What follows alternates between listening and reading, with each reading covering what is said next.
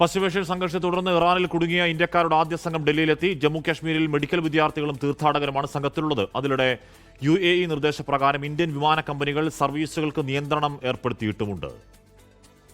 ഇറാനിൽ നിന്ന് അർമേനിയ വഴി ദുബായിലെത്തിയ ഇന്ത്യൻ സംഘമാണ് ഇന്ന് ഡൽഹിയിൽ മടങ്ങിയെത്തിയത്.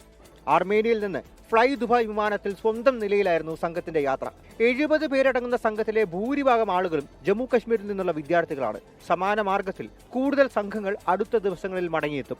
സുരക്ഷാ പ്രശ്നങ്ങളെ മുൻനിർത്തിയാണ് UAEയിലേക്കും തിരിച്ചുമുള്ള സർവീസുകൾക്ക് ഇന്ത്യൻ വിമാന കമ്പനികൾ നിയന്ത്രണം ഏർപ്പെടുത്തിയത്. UAE വിമാനത്താവള അധികൃതർ നിർദ്ദേശം നൽകിയിരുന്നു. ഇന്നത്തെ എല്ലാ സർവീസുകളും എയർ ഇന്ത്യയും എയർ ഇന്ത്യ എക്സ്പ്രസും ഇൻഡിഗോയും റദ്ദാക്കി.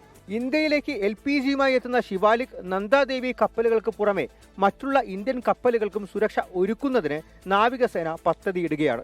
അതേസമയം പശ്ചിമേഷ്യയിൽ നാളെ മുതൽ ഏപ്രിൽ 10 വരെ നടക്കാനിരുന്ന എല്ലാ 12ാം ക്ലാസ് CBSE പരീക്ഷകളും റദ്ദാക്കി. ഫലപ്രഖ്യാപന രീതി പിന്നീട് അറിയിക്കാമെന്ന് CBSE വ്യക്തമാക്കി. അർജുൻ പീതാംബരൻ, 24, ഡൽഹി.